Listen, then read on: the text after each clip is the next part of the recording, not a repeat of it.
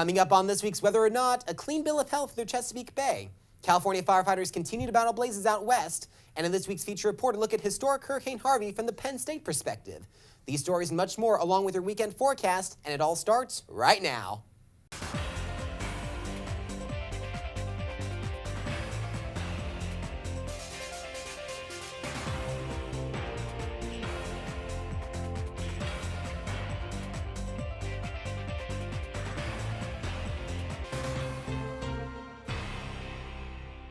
Hello to you, wherever you are. I'm Jake Langedyk, and welcome to this edition of Whether or Not. And I'm Andy Moffitt, your forecaster for this edition. I do have to say, Andy, there's a lot to look forward to this Labor Day weekend, the first home football game, but do I have to bring a jacket to the game? Is that correct? You actually might on Saturday. It does look like a slight chance of rain. I'll have many more details on that in the upcoming forecast. Yeah, but we'll see what kind of surprises Andy has in store. But first things first, a look at nature happenings going on at home and abroad. This is Nature in the News.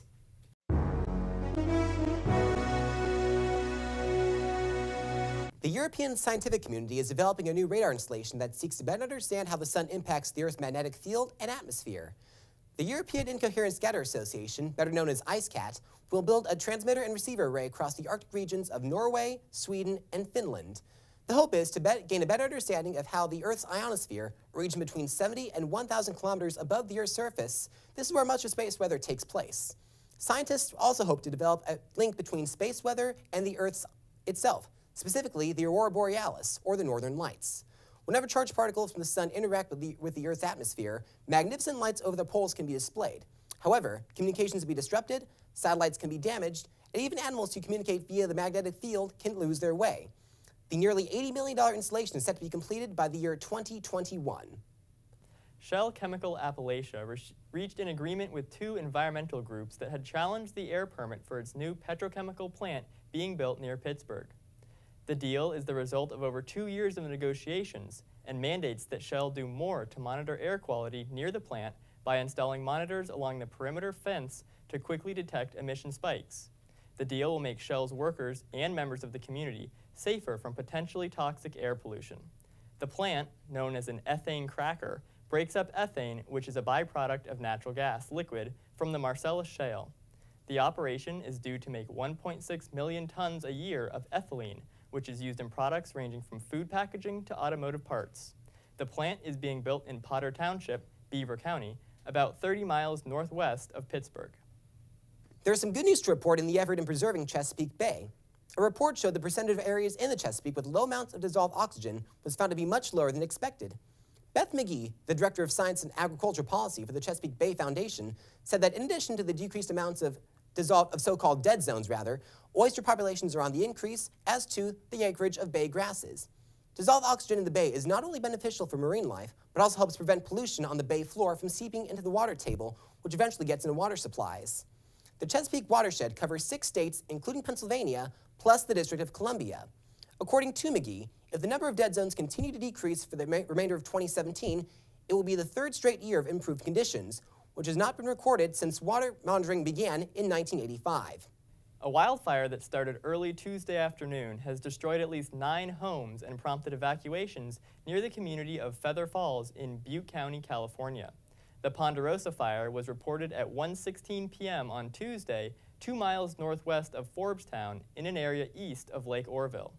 The wildfire also created a pyrocumulus cloud that reached about 30,000 feet into the air Tuesday afternoon.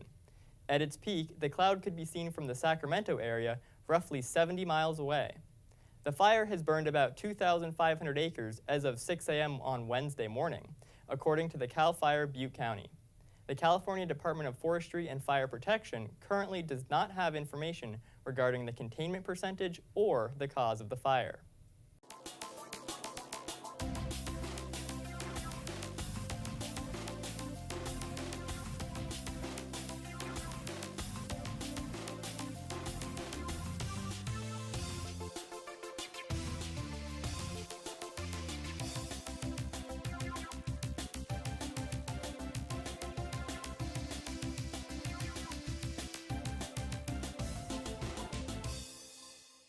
Hi, I'm Andy Moffitt here for your Central Pennsylvania forecast, taking a look at the setup for this weekend. A high up to our north and west, but remnants of Hurricane Harvey down to our south will bring some showers into the area, especially on Saturday. Here we can see that approaching low pressure system, showers mainly to our south, but a stray shower should reach us here in State College. That high pressure system working its way off towards the north and the east. And then on Sunday, that low pressure system dies off, but a little new one forms up off the coast. Showers will be moving off towards our north and east, and a high pressure system will be building in from the southwest, bringing clear skies as we head through the day on Sunday. Taking a look at that here with the upper air pattern, on Friday you can see Hurricane Harvey remnants there towards our south and west, and as we go into Saturday, they move closer to our area and dissipate slightly, but cool air is being brought down from the north and west, and we can see that especially here on Sunday. This cooler air will keep temperatures down into the 60s and even low 70s here on Saturday and Sunday, and as we head into the beginning of next week on Monday, we can see we have a ridge building off towards the west, and temperatures will begin to warm up. Taking a look now at the forecast for Friday, we have increasing clouds throughout the day, a high temperature of 63 degrees. As we head into Friday night, though, that is when things start to get interesting. Cloudy with showers late, 48 degrees for your low temperature, so very chilly. Make sure to bring a jacket or a light raincoat if headed out Friday night or early Saturday morning. Saturday, the high temperature only 61 degrees. It will be cool with showers around the area. So if you're headed out to the football game, make sure to dress appropriately, as it will be quite chilly and feel more like October, as our average temperatures right now are 78 degrees, so much cooler than average. And then as we head into the day on Sunday, 73 degrees, showers early, but that weather system is exiting the region, moving out of the area towards our north and east, so we should be clearing up, and we should eventually have clear skies on Sunday. That's all for now. Now here's a feature on Hurricane Harvey with Brian. Well, the big news story as of late has been Hurricane Harvey, and after almost a week of pounding the Gulf Coast, it is finally moving its way out of the region. Harvey rapidly intensified late last week and made landfall as a powerful Category 4 hurricane, making it the first major hurricane to hit the U.S. since Wilma in 2005. I had a chance to sit down with Pennsylvania State climatologist and Penn State forecasting instructor Kyle Imhoff about some of the meteorological factors that led to this deadly event. It was really a confluence of unfortunate events, if you want to think of it that way. You had a rapidly intensifying hurricane heading toward the coast, with a lot of metropolitan areas, a lot of major cities close to the coast in southeast Texas, and the fact that it was entering a region with a lack of steering flow. So you had a very slow-moving system, a very powerful hurricane that had the initial impacts of the major hurricane landfall, and then it stalled out over the coast. And what does he mean by a lack of steering flow? The storm really had nowhere to go. It just kind of got into a region without any upper level support for moving it in one way or another. So the storm will just kind of sit there if there's nothing to push it along. And once it sat there, it had plenty of fuel to work with to continuously dump rain on the area. But the amount of rain that fell in that region, there's so much water sitting now into the coast. You're inland, but there's a lot of water sitting there, so it almost fueled itself just through the amount of rain that fell. Given all the factors at play, it was a tricky storm to forecast. Some aspects of the storm were predicted better than others. It's difficult. I mean, we've always had issues with forecasting hurricane intensities and strengthening hurricanes, and especially when you get to a point where they're rapidly intensifying like we saw with Harvey. But it was, I think, a good forecast from the flooding aspects and that potential impact. And it's fair to say Harvey was truly unprecedented.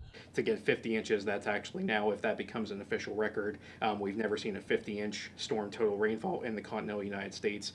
Although some people have been critical of the decisions that were made, Kyle thinks it's difficult to say what, if anything, could have been done differently. It's easy to second guess, and when you talk to not only the forecasters but emergency management prep, Mayor of Houston is getting some flack for the decisions he made. It's really difficult to say if anything should have been done differently. And speaking of emergency management, I also spoke with Penn State meteorology senior Madison Litton, who is president of the Emergency Management Club. She agrees with Kyle that given the information at hand, not much could have been done differently before the storm. As far as I know, everything's being handled pretty well. I think the issue with Harvey is that it developed very quickly. She even said evacuating a huge city like Houston could have made it worse. Cars stuck on the interstate for hours and days at a time, they would be much more vulnerable for rescuing, for deaths, injuries, than they would be, saying, if they're living in a high-rise building or an apartment. At this point, during and immediately after the storm, there's really only one goal in mind. It's all about rescuing at this point. So beforehand, it's about preparedness and mitigation. It's about preventing the least amount of deaths possible, the least amount of injuries. It's about preparing supplies, water, food, shelter. And now at this point, it's about saving people from the rooftops, from their attics.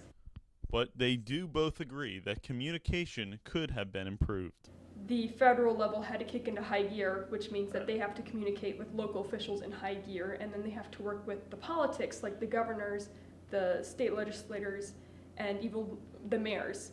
And that's a lot of communication, and a lot can go wrong with communication. But certainly there were ways in which you could have improved on the communication, or maybe Houston area focusing more on the potential for, if you do get heavy rain in these highly populated areas, that's going to be a problem. And they both also agreed that this will be a storm for the ages. So we're looking at a situation very similar to Katrina, whereas there's hopefully not going to be as many deaths, but we're going to be looking at a long rebuilding effort. Hurricane Harvey will be one that we'll be referencing for years, and case studies will be developed from it, and it's really a lesson learned for a lot of not only weather forecasters, from emergency management, from government officials.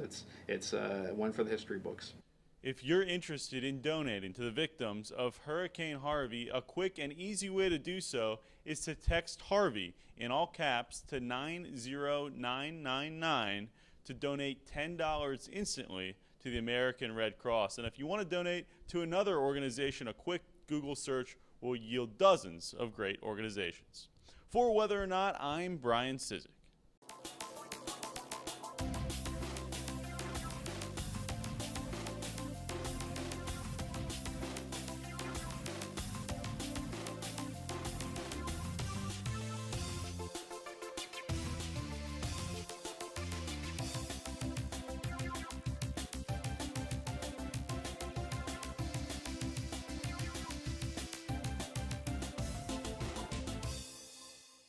Hi, I'm Andy Moffitt here, back for your extended forecast. But first, let's take a recap look at the weekend. On Friday, clouds increasing throughout the day. You'll start off relatively clear, and then we'll have some building clouds. And Friday night, a chance of a shower, but 63 degrees is your high on Friday. 48 for your low into Saturday, so do bring a jacket if you're headed out and about. Could be a little damp and cool out there. And then for the game on Saturday, very cool. Temperatures much below average. 61 degrees for your high, 56 for your low. And on Sunday, those showers will be exiting the region. 73 degrees for your high, 57 is your low.